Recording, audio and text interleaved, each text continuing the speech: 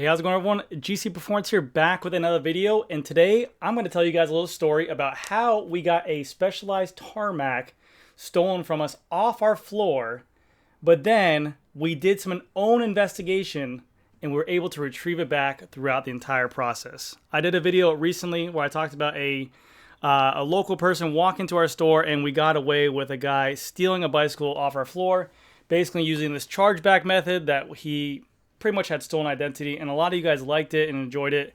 And it was basically an educational use video, so that way that if you guys ever experience this, you know what to look out for. We've been in business for 40 years. We've seen a lot of tricks. We've seen a lot of different ways to go ahead and try to maneuver inventory off our floor and onto the street to go ahead and be stolen. But in this instance, it was a crazy instance because there was a lot of work that the criminal did himself, and it was used pretty good tactics, and we let our guard down. And this by no means is saying like, oh, this is his fault, but like, we let our guard down. We're not looking for any sympathy. It happened. We took ownership of it, but it's just kind of like a good, cool story. So, but yeah, let me paint the picture for you. So it's 2016, and we are a 40-year-old retail business. We sell a lot of bicycles, a lot of high-end road bikes, but also a lot of cruisers, a lot of flat tires. We're a pretty big staple in the community in terms of bicycle repairs.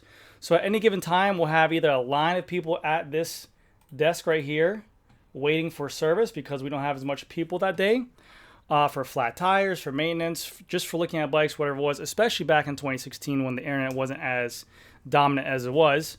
But we do the low-end stuff like the entry-level bikes, the family bikes, especially on weekends. They are a bread and butter for us. So we do repairs, maintenance, sales on all this type of stuff. So again, sometimes we get outnumbered by our customers inside the store, which is great, but also that can lead to some sloppy customer service. We'll just call it that. So in this instance, we had a customer here who was looking at one of our high-end road bikes. Now again, this is 2016. So the internet was not as hard. The marketing was not as hard. Specialized, Trek, all of these companies really didn't have, I think, like a massive Instagram at the time. And by all means, were not as vocal about showing off the new products and stuff like that. The bicycle that we're going to be talking about today is this bicycle, and this was one of my favorite bicycles because, one, we got it on a deal, but this bicycle was a phenomenal deal at the time as well. This was, let me move out of the way, a 2016 Specialized TARMAC Pro SL5 rim brake. I know you guys are going to go crazy. Oh, yeah, rim brake's the best, rim brake's the best. But honestly, this was a steal of a deal. Mechanical Durace 11-speed, Specialized own carbon fiber crank, Revolve CL40 wheels.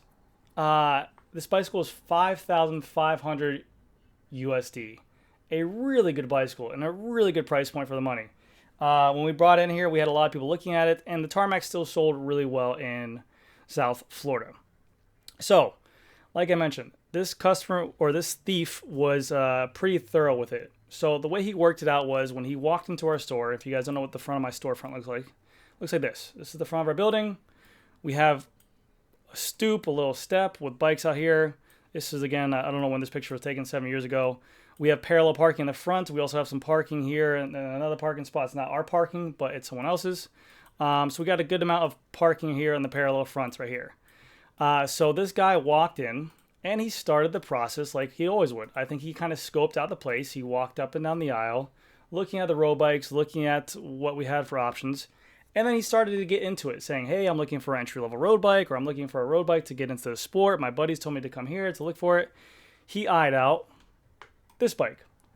He started talking to that sales associate that day. They kind of got to talking back and forth, and he left it at that. 2 days later, he came back in and spoke to another sales associate, someone different, because the other person wasn't there. So he's getting his way around. He's starting to work around the staff, become friendly. And again, it's sales, it's a bike shop. We're pretty chill here. So that fact that he's like, oh, I came in the other day, I spoke to X about this bicycle here. He was telling me about this. What can you tell me about this? Blah, blah, blah, blah. And it's not crazy for customers to ask to want to test ride bicycles. So he also mentioned to this sales associate at the time, hey, can I take this bicycle for a spin? What do you guys usually need from us? We usually say a credit card, driver's license, some form of identification to hold on to it for them to take the bicycle for a spin around the block and the back. And usually they'll go around the front of the store, go around the whole area, and trying to get a feel for if it's their size. So again, he kind of got into it. We're like, oh, you want to get on the bike? He told the sales associate no. He said he's thinking about it still. So again, doing kind of normal sales traits. Going back, it's 2016, $5,500 for a bike. He's kind of playing to us, not asking really detailed questions, but someone who's maybe new to it, getting all the questions pretty much that he seemed to go. He left 2 days later, came back in, spoke to the first sales associate because he was there that day, went into him, and then he got involved with another guy. They went up to the counter, started talking about the bike, started talking about price, and I think at this point he was kind of just scoping out the store to see how busy we were, or maybe if not busy at all. But at this point, he got my one of our higher up guys there in the store as well involved. They were kind of talking about price point and bikes and what he should get with it, accessories wise, like water bottle cages, pedals, shoes, so on and so forth. Again, not asking the main details of the bicycle. He just said he wanted for exercising. So at this point, what the thief is doing, he is going ahead and he's making his face seem familiar in this space. So that way when he walks in, we know this guy. Oh yeah, hey, there's a customer out front. He just walked in the door. Oh yeah, that's so-and-so. I talked to him 2 days ago about the bike. He's probably just looking at it. He comes back in. Everyone's starting to familiarize with him. Hey, that's your customers, walk in. So we all have an idea. So basically he did this a couple times there and back. And now to the point where we all know what bike he's looking at. We all know what he's going to do when he comes in. So at this point, he comes on in here on a Saturday. And I'm pretty sure he planned to do this no matter how many people were in here or whatever the case might be. He came into our store and he sees that everyone's kind of busy with stuff, so he's still looking around the bike. And I think the sales associate was like, oh, I'll be right with you when I get a moment. I'm just finishing up a flat tire. I'll get over there. He's like, yeah, no worries. He's like, hey, do you mind if I go ahead and take this bike for a test ride? He's like, yeah, let me grab it down, blah, blah. Sales associate starts grabbing down the bike, airing up the tires, sizing up the seat height to him, showing him how to use stuff. He goes, hey, I'm just going to finish up with this family. Go ahead and take it out. Do you have any identification? He goes, I left my wallet inside the car. I have my keys in my car. Here you go. It was a single key fob. It was a Mazda key fob. I still remember this to this day. He looks out front. He goes, oh, yeah, no problem, man. I'll take the key.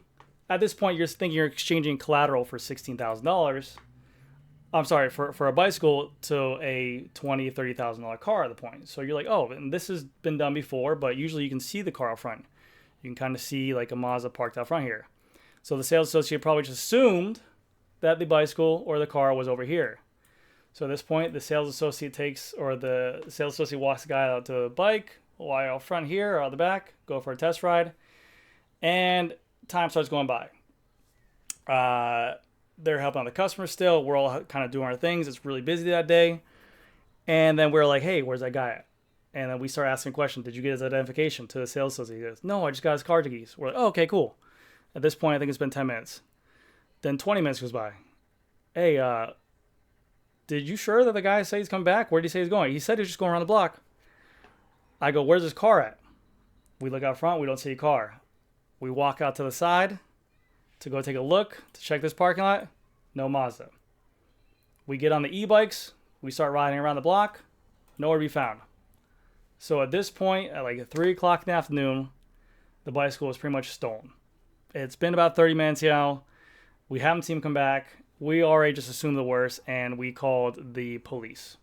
Now, if for most of you guys who don't know, majority of police units, well, I think at least for us down here in South Florida, there's a beach present where cops are on bikes. We also work on cop bikes, like fleet bikes that they have for beach patrols or busy traffic areas, which it's basically like a mountain bike with a rear rack, some lights. We install the flashing lights as well, the blue and red lights, but we have a contract with the local sheriff's department, local police force in the area, so we're really good friends with the cops that are associated with them and also the head people.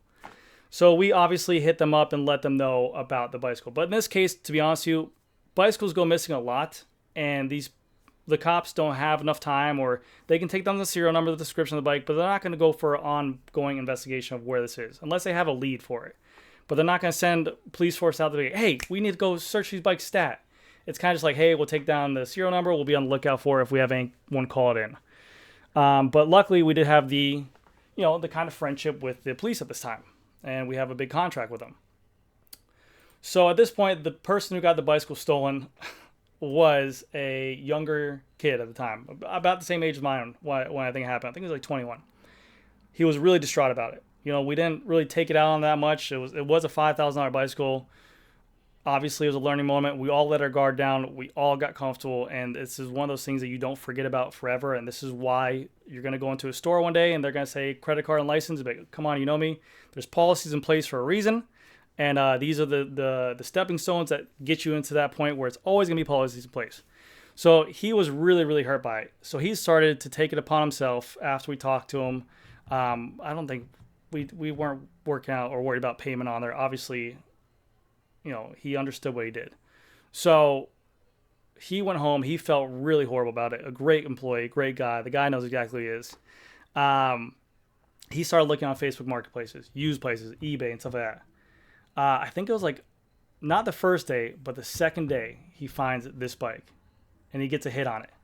And he immediately, it's like 2 o'clock or 1 o'clock in the morning, he immediately sends a message to the person saying, blah, blah, blah, I'm interested in the bike. The guy didn't email back till next morning, and it said, this bike is sold, because maybe he got thrown off. But because it was an email, it had his signature at the bottom of it. And his signature was first name, last name.